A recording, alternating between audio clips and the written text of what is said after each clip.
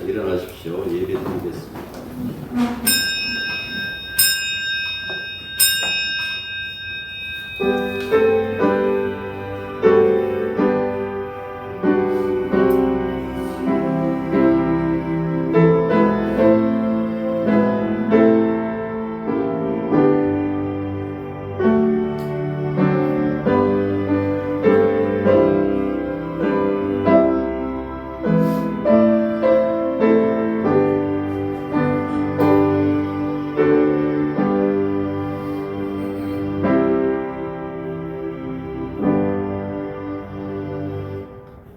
저 멀리 남아공에서 그리고 캐나다에서 그리고 우리들이 함께 모여 진정한 교회의 모습을 보입니다.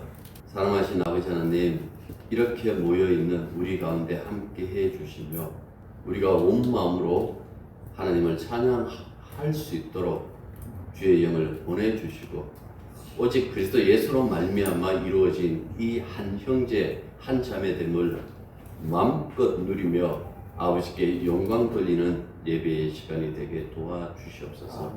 처음과 마지막 그 순간까지 주의 영이 이끌어 주실 줄 믿으며 예수님 이름으로 기도드립니다. 아멘. 자, 하나님 말씀은 누가복음 13장 18절부터 21절까지 다 같이 읽겠습니다. 그러므로 예수께서 이르시되 하나님의 나라가 무엇보다 다르다. 내가 무엇으로 비교할까? 마치 사람이 자기 채소밭에 갖다 심은 여자식 하나를 같으니 사람 한번 되어 공중의 새들이 그 가시에 깃들였느니라. 또 이르시되 내가 하나님의 나라를 무엇으로 비교할까? 마치 여자가 가루 말 속에 갖다 넣어 전부 불에 한 무덤과 같으리라 하셨노라. 아멘. 18절은 그러므로 하고 이렇게 시작합니다. 이 접속사는 앞서 우리가 봤던 안식일에 병자를 고치신 그 사건과 무관하지 않다라는 것. 그러니까 하나님의 나라의 그 설명을 할 때에 앞에 있는 그 사건, 안식일 치유 사건과 연결해서 지금 하나님 나라를 비유한다라는 그 점을 우리에게 밝혀주고 있습니다. 우리가 지난 시간에 읽어본 것처럼 한 주간에 일할 엿새나 있는데 왜 하필이면 안식일에 병자를 고치느냐라는 그 회당장의 분노에 예수님은 아브라함의 딸을 안식일에 매임을 그가 매여 있는 그 매임에서 푸는 것이 옳다라고 합당하다라고 그렇게 말씀하십니다. 왜 그렇게 말씀하시는가 하니까 안식일이 가진 원래의 성격이 무엇인가라는 것을 밝힌 거예요. 안식일은 그러니까 그 무엇에도 그 어디에도 매여 있지 않았던 하나님의 창조 사건을 담고 있기 때문에 그렇다라는 그 말씀입니다. 창세기 1장 1절부터 3절까지 보면 안식일에 관련된 그 말씀을 하십니다.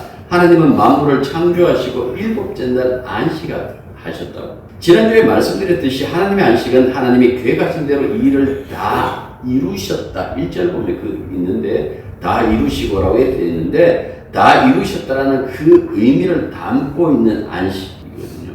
그래서 창세기 2장 2절에도 그 점을 강조하는데 마치시고 그치셨다라는 그 말로 더 이상 만들어야 할 것이 남아있지 않다라는 그 선언과 함께 바로 하나님의 안식으로 들어가는 것을 볼 수가 있습니다. 그래서 이 날을 복 내리고 거룩하게 하셨다라고 이렇게 말씀하시는 거예요. 안식일이 명문화된 것이 십계명이잖아요. 그런데 이 십계명이 모세 오경에 2번 나온다라는 그 말씀도 드렸습니다. 출애굽기 20장과 신명기 5장입니다.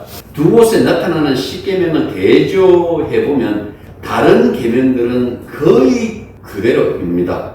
인데 안식일 규정에는 변화가 있어요. 출애굽기 20장 십계명은 안식일을 하나님의 창조 사건과 연관시켜서 관련시켜서 안식일을 거룩하게 지켜라 말씀하시는데 신명기 십계명의 안식일은 출애굽 사건과 연관시켜서 그것을 근거로 안식일을 거룩하게 지키라 말씀하십니다. 그러니까 출애굽기의 안식일은 창조, 신명기의 안식일은 구속과 연관시켰다라는 그 말씀입니다. 물론 지난주에 말씀드린 것처럼 창조와 구속은 다른 것이 아닙니다. 구속이 바로 새 창조, 곧 창조의 완성이기 때문에 그렇다라는 그 말씀입니다. 자, 두 곳 안식일에 관련된 그 계명 안의 내용 중에서 변하지 않는 것이 있죠. 그것은 집안에 머무는 생명들, 가족과 남녀 종과 손님과 그리고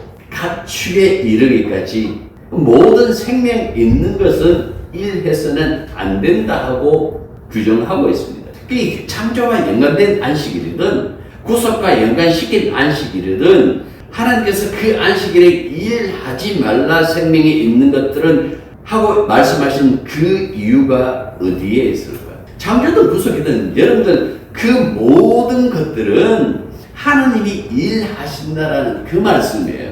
일하지 말라라는 것은 다만 일하지 않으므로 이게 뭐 사바사라는 그 단어가 일을 그친다, 멈춘다라는 그 의미가 있는데 일을 멈추고 그치고 하는 어떤 나의 쉼의 목표가 있는 것이 아니라 이 창조 세계도 그리고 이 구속의 세계도 모두 하나님이 하셨다라는 그 점을 강조한 것이 바로 안식일이었다라는 그 말씀입니다. 그래서 성경은 하나님의 창조, 이 창조와 새 창조, 이 구속으로 창세기부터 이 계시록까지 성경의 전체를 이렇게 연결합니다만은 이 창조도 그렇고 구속도 그렇고 모든 그 영광이 하나님께 돌아간다라는 그 사실을 성경을 통해서 우리들에게 보여주고 있다라는 그 말씀입니다. 그런데 이 질서를 무너뜨린 인간들이죠.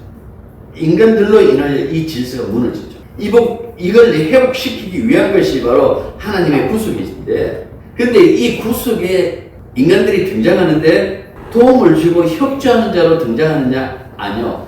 회방자로 등장해요.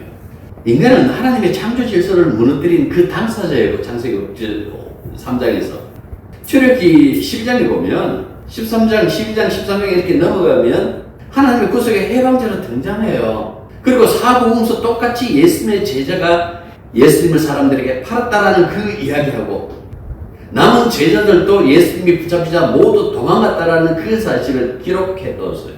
수치스러운 일이잖아요. 왜 이 일을 그대로 기록해 두었을까? 다시 한번 얘기하지만은 그 이유는 구속은 아버지와 아들과 성령, 다시 말해서 삼위의 하나님이 이루셔야 할 일이기 때문에 그렇다라는 그 사실.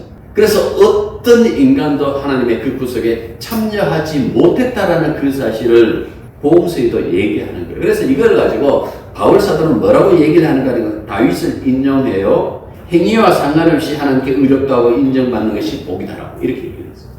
이것이 바로 은혜라고 그렇게 얘기를 합니다. 오늘 이 본문은 지난주 이야기를 끌고 들어오는 거예요. 하나님 나라가 하나님이 일하심과 별개냐? 아니라는 거예요. 물론 이 나라는 뭐 영토 그 얘기하는 건 아니에요. 하나님의 통치하시고 하나님의 어떤 그 계획과 그 다스리심인데 하나님의 계획하신 모든 일은 다 이루어질 것이다 하고 지금 말씀하고 있는 거예요. 이걸 설명하기 위하여 예수님은 하나님의 나라가 무엇과 같고 무엇으로 비교할 수 있을까 하고 이렇게 자문자답하신 거예요. 예수님이 펼치신 이 비유의 나라는 앞서 겨자씨는 남자가 등장해요. 한 남자가 등장하고 누룩 비유에서는 여자가 등장하죠.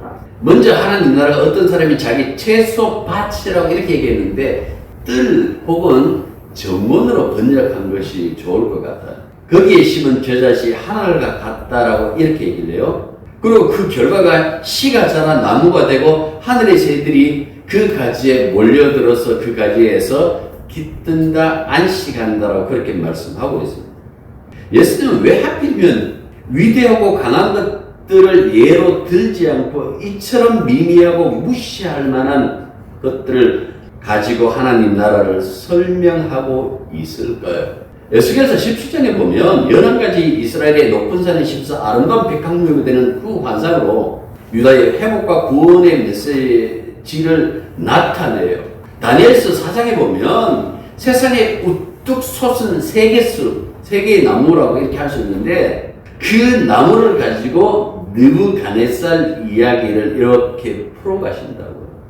근데 왜 예수님은 그렇게 인용하지 않을까요? 하나님 나라를 인용하기에는 겨자씨와 누룩은 너무나 작고 너무나 미미한 것이 아닐까요? 눈에 잘 띄지도 않을 것 같고 움직임이 쉬 보이지도 않는 무시할 만한 그것들로 왜 하나님의 나라를 이렇게 비유했을까요? 왜 그런 것 같아요? 이사야서에서 6장에서 유명한 그 말씀 있잖아요. 보지만은 보지 못해요. 플러스 얘기한다면 인간들이 본다고 하나 옳은 것을 보지 못하죠.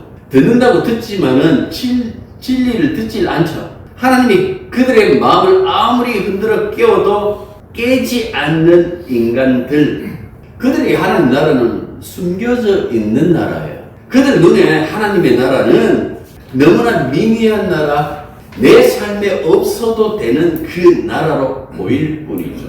교회를 보니까 제정신이 아닌 사람들이 모여 있는 것 같기도 하죠. 일반적인 상식도 없는 한국 교회 교인들의 그 모습을 보니까 저들이 믿는 예수도 똑같다라고 생각할 것 아니에요. 트럼프가 아침마다 예배 드려요. 위대한 아메리카를 다시 한번 부흥하겠다고 마가운동도 하고 있는데 그 전도자가 죽으니까 십자가를 몰고 왔어요.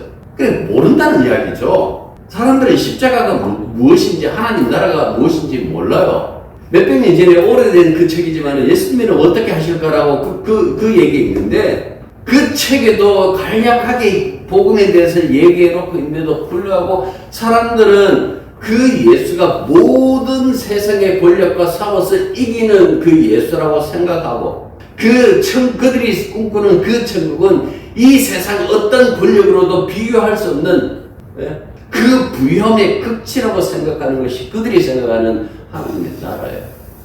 분명히 그들이 꿈꾸는 그 예수, 꿈꾸는 하나님 나라를 얘기한다라면 굉장히 큰 백향목, 아주 넓은 포도원 뭐 이렇게 나와야 되는데 여러분들 겨자씨가 제일 작은 건 아니거든요. 이걸 꼭 굳이 찾아가지고 비교해보는 사람들이 있어요. 해보고 하는 얘기가 담배씨가 겨자씨보다 더 적더라라고 이렇게 얘기해요.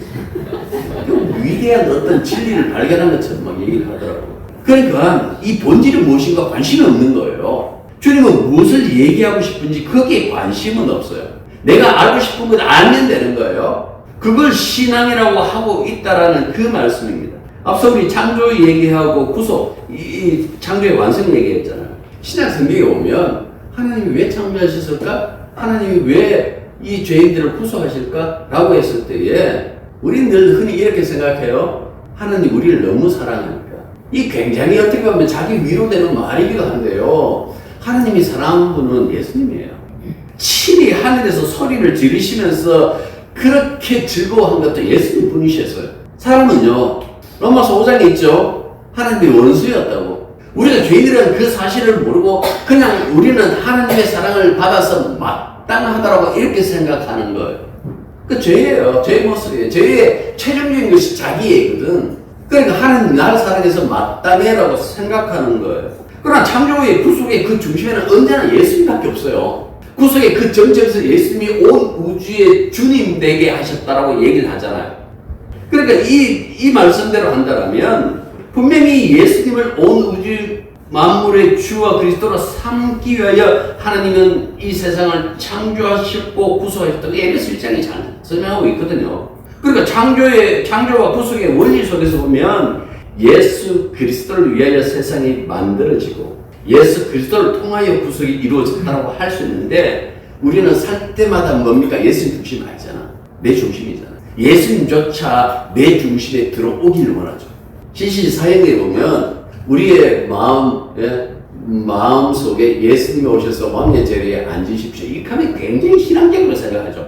저도 그때는 그렇게 생각했어요. 그게 얼마나 인간적이고 얼마나 자기 중심적인지. 빌 브라이트 박사가 침례교인이에요. 침례교의 그 신학 자체가 뭔가 하니까 인간의 어떤 선택, 아무리 주님이 참된 사랑을 가지고 와도 너희들이 영접하고 너희들이 받아들여야 된다는 어떤 그런 경향이 강해요. 물론 강한 건 아니에요. 은혜를 말씀하시는데 그런 경향이 좀 강하게 있는 거예요. 그만큼 어떻게 보면 우리는 구원에서도 조차 내 중심적으로 생각한다라는 그 말씀입니다.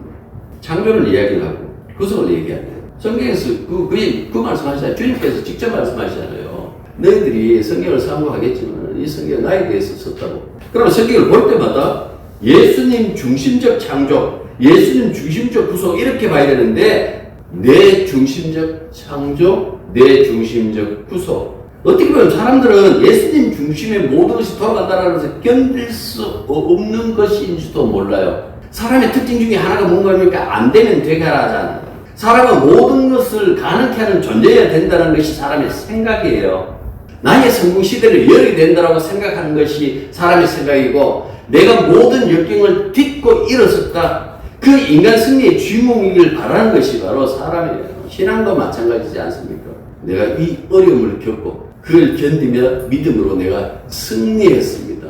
여러분도 승리하시길 바랍니다. 소위 간증이라는 것이 다 그런 이야기 아니던가요? 이 말씀 읽으면서 사람들은 이렇게 인정할 거예요. 그래, 시장은 다 같이 겨자씨 같은 거지. 미미할 수밖에 없는 거지. 근데 그 겨자씨 안에 모든 것이 들어있다는 것은 용납 못하는 거예요. 봐라, 성경도 얘기하잖아. 큰 나무로 자라고 거기에 공중에서 새들이 와서 깃들고 있다고. 세상살이든 교회 생활이든 크게 성장하는 것을 꿈꾸는 것이 사실이잖아요. 우리의 교인들은 안 그러겠지만 한국교회 많은 사람들이 정말 좋아하는 성경 구절 중에 하나가 내 시작은 미약했으나 내 나중은 심히 창살이에요. 친구 빌다시 욥에게 내민 유혹글이었거든요. 그래서 사람들은 능력 있는 예수님, 화려한 천국을 늘 꿈꾸고 있죠. 내가 교회 다닌다는 것은 이미 천국 복받은 사람이니 복받은 사람답게 이 세상의 모든 것이 다 형통해야 된다고 생각해요. 그래서 이 세상 사람들보다 더 잘되고 더 잘 살고 더 높은 자리 가야 된다라는 것이 바로 생각이에요. 그렇게 살아야 그것이 하나님 이름에 어울리고 천국 갈 사람에게 어울린다. 이게 정말 많은 사람들이 가지고 있는 생각이에요. 신앙인들. 하나님의 나라를 겨자씨 하늘이 자라 큰 나무가 되고 공중의 새들이 그까지 깃든다고 하신 것을 성장으로 보느냐? 성장을 볼 수 있죠. 근데 과연 성장을 얘기하고 있을까? 예수님 시대와 지금 시대를 비교해보면 분명히 세계 곳곳에 교회가 있으니 성장했지 않느냐라고 하실 수 있어요. 그런데 제가 아무리 읽어봐도 이 비유가 담고 있는 것은 그 얘기하고 있는 것 같지는 않은데요. 오히려 이 얘기 아닐까요? 우리는 큰 나무를 보는 것이 아니라 시로 돌아가야 돼요. 그 작은 시 하나리라고 얘기해요. 예수님 자신 아닐까요? 사람들이 예수님 보는 그 시각들, 시선들, 그들의 삶이 크기가 있다라면 그 중에 예수라는 그 인물이 차지하고 있을 만한 그 분량, 그것 아닐까요? 그런데 그렇게 취급받는데 그분 안에 하나님의 생명으로 가득 차 있어요. 하나님의 영광이 그 안에 가득 차 있어요. 하나님의 나라를 하고 이렇게 얘기를 했잖아요. 그러면 하나님의 나라는 분명히 하늘 방식으로 풀어야 되는데 사람들은 대부분 다 이 땅의 방식으로 해석해요. 봐라, 성장하잖아. 사도 바울이 땅의 지체를 죽이고 위의 것을 생각하라고 하지만 사람들은 위의 것을 생각하지 않습니다. 땅의 것을 생각하고 땅을 달리다가 엎어지는 일이 비일비재하잖아요. 예수님이 부활승천하고 온 후에 주님이 되셨다 했잖아요. 그렇다면 그분의 그 영광이 이전과 비교할 수 없는 것이 아닐까요? 왜? 맞아요. 아니, 맞다고만 얘기하지 말고 그렇다면 우리의 삶에도 그 영광이 바로 그렇게 크게 나타나야 되는 것 아닐까요? 라고 했을 때에 생각해보자고 얘기를 해야 돼요. 우주의 주가 되셨다는 것은 이 세상에 그 누구보다도 강한 자로 만들어주고 잘된 자로 만들어주고 복된 자로 만들어주고 그 얘기가 아니에요. 이제부터 너희들을 나처럼 살게 할 거예요. 내가 세상에서 산 것처럼 너희도 살게 할 거야. 이 세상의 영광보다 아버지의 영광을 더 좋아하고 자기를 사랑하는 것보다 타인을 사랑하는, 남을 사랑하는 이타적인 사랑을 더 흠모하는 삶을 살아가도록 할 거야. 그게 주가 되신 그 주님의 능력으로 나타나는 거예요. 우리는 예수님을 세상에 드러내기 위해 예수님을 따라서 생각을 하지 않고 예수님이 자기를 따라와 주기를 바라는 그런 그 믿음도 아니에요. 이거는 불충이에요, 불충. 여러분들 구약의 신약 이 성경을 읽어보십시오. 예수님의 그리고 예수님의 생애를 이렇게 읽어보십시오. 하나님의 영광이 그렇게 힘 있는 권력자들에게 나타난 적이 있던가요? 없어요. 예수님 당시에 이 사람들이 예수를 메시아로 못 믿었던 그 이유 중에 하나가 그러기에는 너무나 눈에 다 보이는 거죠. 아비가 요셉이 아니냐? 목수의 아들이 아니냐? 나사렛에서 무슨 선한 것이 나겠느냐? 자기들 눈에 다 보이니까 조롱만 했지 그분 속에 하나님의 영광이 있다라고 보지를 못한 거예요. 하나님 늘 이렇게 일하세요. 우리는 늘 강한 거 생각해요. 뛰어난 거 생각해요. 한국교회 한때 그것도 있잖아요. 신학 박사. 대구에 있는 제 처음 전도서상을 했던 성명교에서 시작했어요. 우리 다임 목사님 신학 박사를 원합니다. 신학 박사 모셨대. 신학 박사가 아니에요.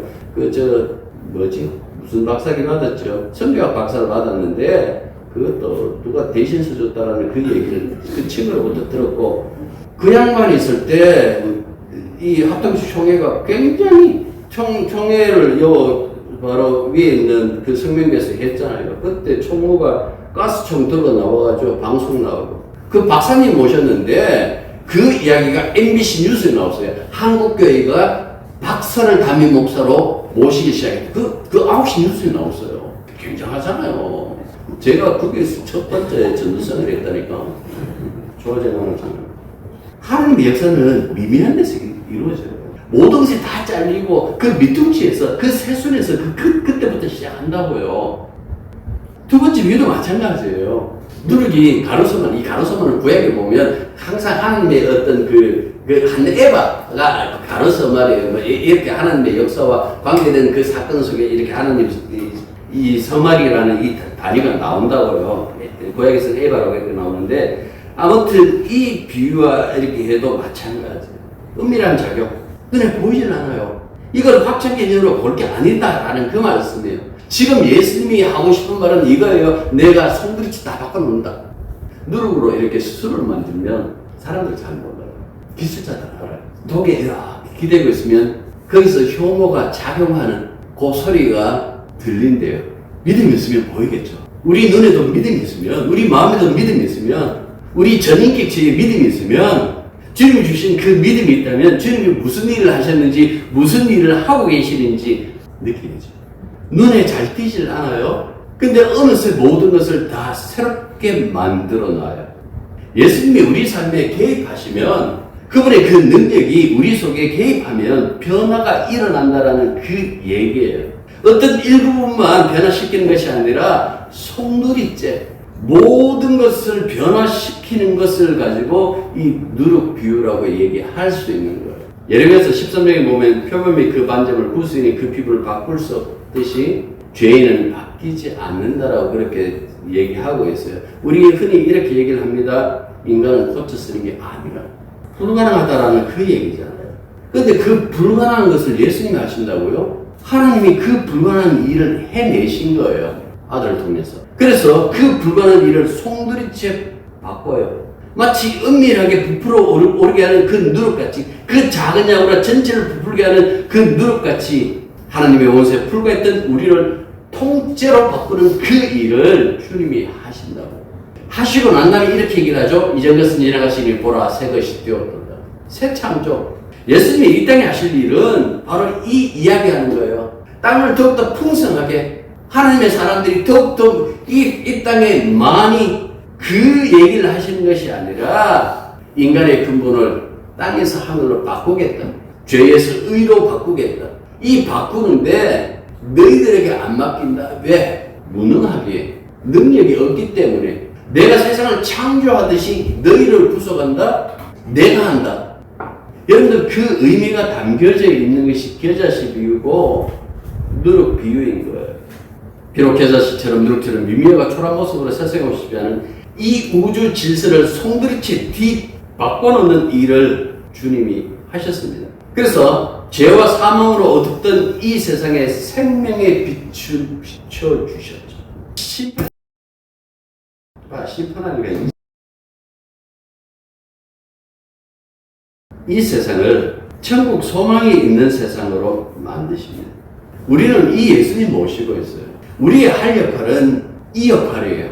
주님이 일하셨습니다. 다 하셨습니다. 그분이 이루셨습니다. 누구든지 예수 믿으면 이렇게 새 창조 속에 들어옵니다. 여러분들 삶이 송두리째 바뀌는 그 은혜 속에, 그 은혜의 세계 속에 들어옵니다.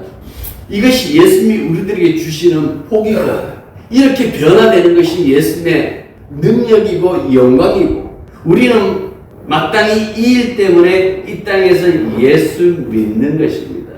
주님이 창조주고 구속주이기에 가능한 일입니다. 여러분들 이 사실을 안다라면, 그리고 이 주님 안에서 나의 근본이 새 사람으로 바뀌었다라는 그 사실을 안다라면, 이 세상에 큰 것들을 꿈꾸지 마시고 위대한 것들을 꿈꾸지 마시고 주님의 길을 따라가십시오. 이 나라에서 큰 것은, 이 나라에서 성장은 자기를 낮추는 것이고 타인을 섬기는 겁니다. 그 얘기를 신약 성경을 통해서 우리들에게 해주시는 겁니다. 기도하겠습니다. 아버지 하나님, 우리가 주 안에서 근본이 바뀐 존재임을 알게 해주십시오. 주님의 일하심으로 말미암아 우리가 하나님의 자녀 되었고, 자녀된 그 영광이 이 땅에서 드러날 때에, 그래서 세상에서 잘되고 강건하고 부자가 되고 이런 것들로 나타나는 것이 아니라 주님처럼 섬기고 낮아지고 진심으로 불쌍히 여기는 그 마음으로 동감하는, 그리고 또한 공감하는 그런 자로 살아가는 것임을 잊지 말게 해주십시오. 우리가 교회이기에 예수님이 세상에 가신 그 길, 이 세상에서 사셨던 그 길을 따라가는 공동체임을 잊지 말게 해주시고, 우리의 본분, 우리의 신분을 잊지 않는 참된 믿음의 공동체가 되게 해주십시오. 이 공동체가 남아공에, 그리고 캐나다에 이렇게 세워져 있고 주 안에서 하나로 교류하고 그 하나의 은혜 속에 서로 사랑하고 있음을 늘 깨닫게 하여 주옵소서. 예수님 이름으로 기도드립니다. 아멘. 이제는 우리 주 예수 그리스도의 은혜와 하나님 아버지의 크신 사랑과 성령의 교통하심과 교제하심이 진실로 하나님의 자녀인 것을 깨닫고 주님의 미미함을 하나님의 영광으로 생각하고 그분의 길을 함께하는 것을 행복으로 여기는 당신의 자녀들 위해 이제부터 항상 함께 있기를 축원합니다. 아멘.